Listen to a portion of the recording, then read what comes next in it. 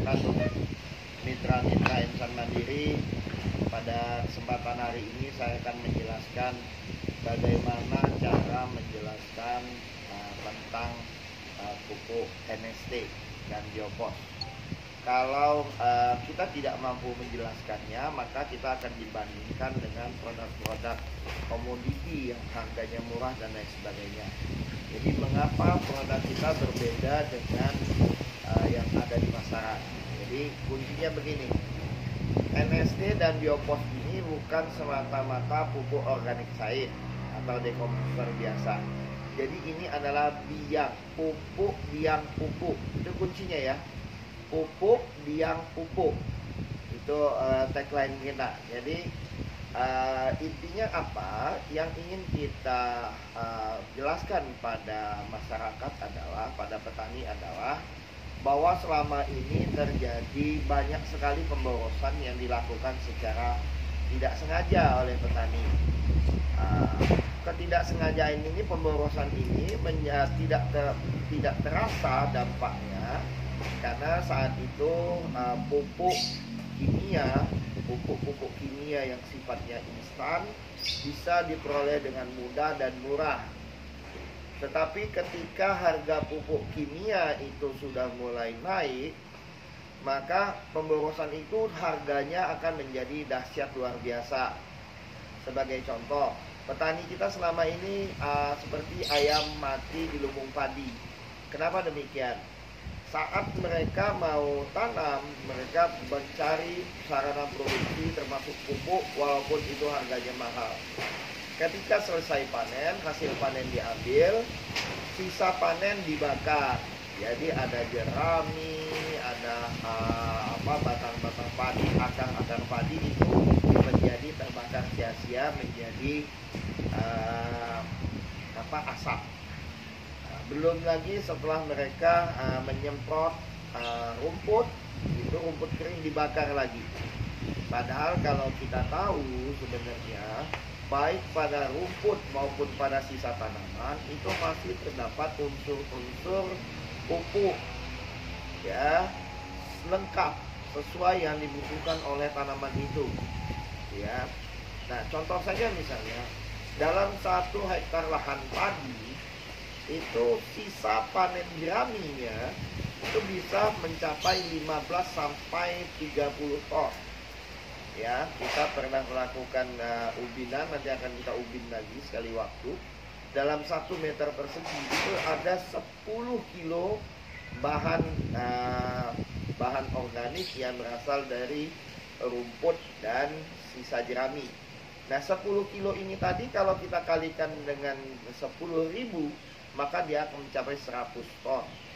Nah, 100 ton ini kandungan NPK-nya itu N-nya setara sama 500 kilo urea. Kalau kalikan dengan harga urea sekarang 10.000, maka ada 5 juta rupiah. Kemudian mengandung fosfat senilai 250 kilogram.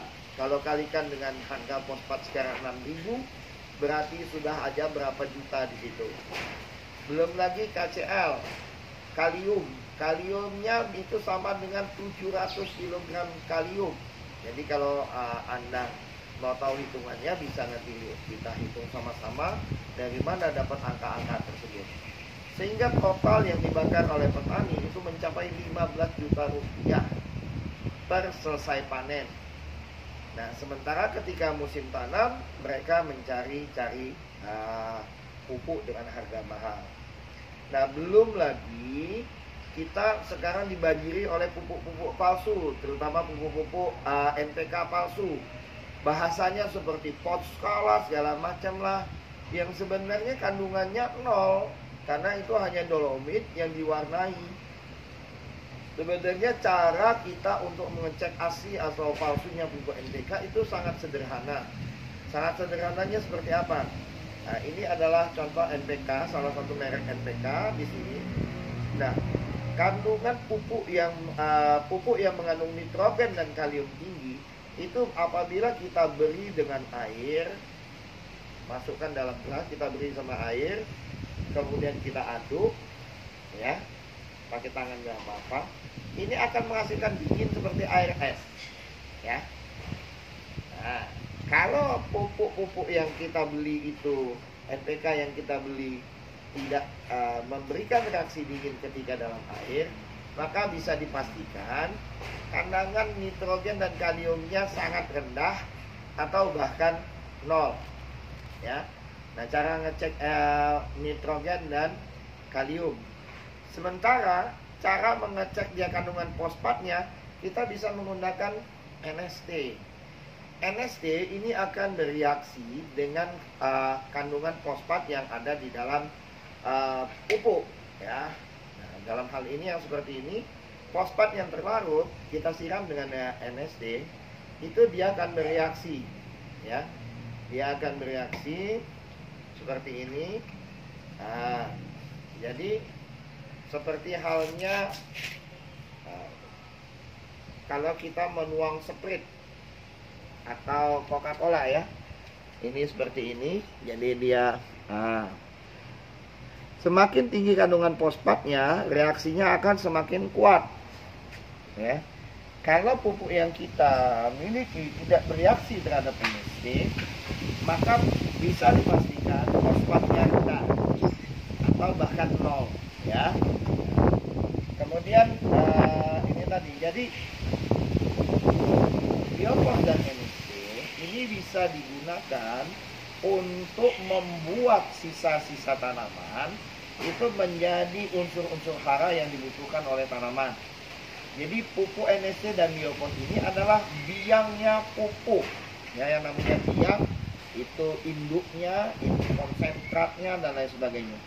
Jadi satu pasang NST dan biopos ini bila diaplikasikan di lahan itu bisa untuk mendekomposisi antara setengah sampai 1 hektar lahan. Jadi kalau 1 hektar lahan kita merekomendasikan 2 liter NST dan 2 liter biopos. Itu yang untuk penggunaan awal. Tujuannya agar sisa-sisa tanaman, sisa-sisa bahan organik yang ada di dalam tanah ini bisa menjadi pupuk, ya.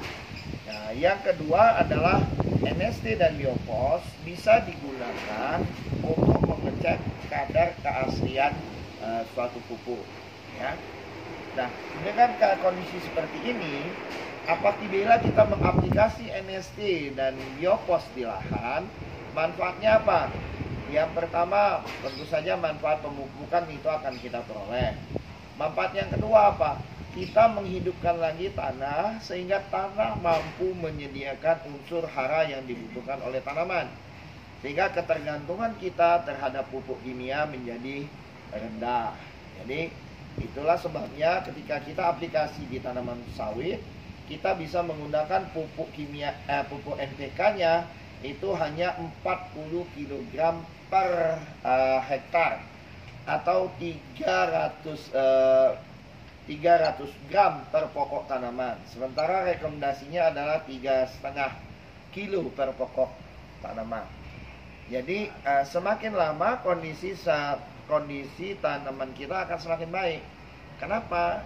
Karena tanahnya semakin mampu untuk menyediakan unsur hara yang dibutuhkan oleh tanaman.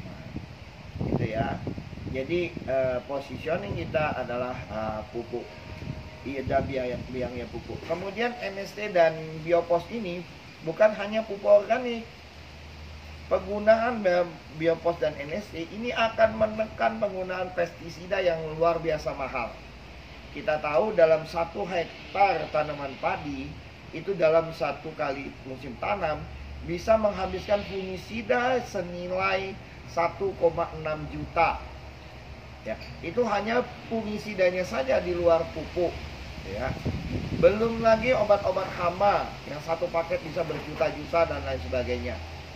Jadi penggunaan NST dan biopos itu melakukan fungsi pemupukan, kemudian menghidupkan kembali fungsi tanah.